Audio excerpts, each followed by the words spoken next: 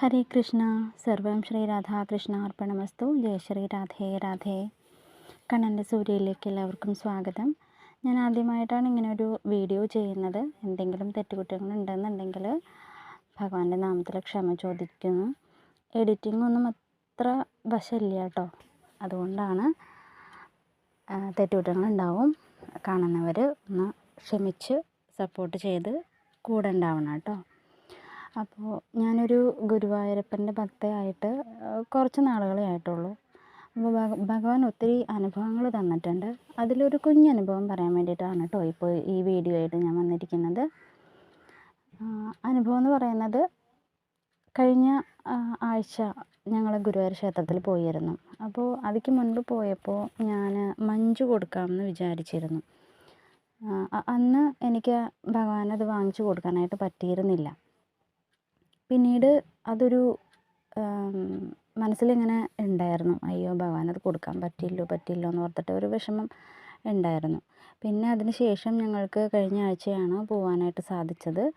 അന്ന് ഞായറാഴ്ച ആയതുകൊണ്ട് തന്നെ അന്ന് ഒരുപാട് ഒരു 100-300 ചില്ലാനും വിവാഹങ്ങൾ നടക്കുന്നൊരു സമയമായിരുന്നു അന്നേ ദിവസം തന്നെ. അതുകൊണ്ട് തന്നെ അത്യാവശ്യം നല്ല തിരക്കും ഉണ്ടായിരുന്നു. അപ്പോൾ ഞാനും ഏട്ടനും മോളുമായിട്ടാണ് പോയത്. അപ്പോൾ ഞങ്ങൾ ഇവിടുന്ന് തലേ ദിവസം തന്നെ ഏട്ടൻ മഞ്ജു വാങ്ങിച്ചിട്ടുണ്ടായിരുന്നു, ഒരു പാക്കറ്റ് മഞ്ജു വാങ്ങിച്ചിട്ടുണ്ടായിരുന്നു.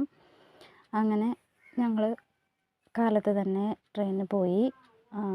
അവിടെ ചെന്നു. നല്ല തിരക്കായിരുന്നു കേട്ടോ. അവിടെ ചെന്നപ്പോൾ തന്നെ തിരക്ക് കണ്ടപ്പോൾ തന്നെ ഏട്ടന് ദേഷ്യമായി തുടങ്ങി. അപ്പോൾ ഭഗവാനെ അകത്ത് കയറി തൊഴാനായിട്ടും ക്യൂ നിന്ന് ഒരുപാട് ക്യൂ ഉണ്ടായിരുന്നു. കിഴക്കേ വശത്ത് നിന്ന് തുടങ്ങി ബാക്കോട്ട് പടിഞ്ഞാറ് വശത്ത് ആയിരുന്നു ക്യൂ വന്നിരുന്നത്. അപ്പം ഞങ്ങൾ ഒരു വലത്തെ തന്നെ പുറത്ത് ഇട്ടു.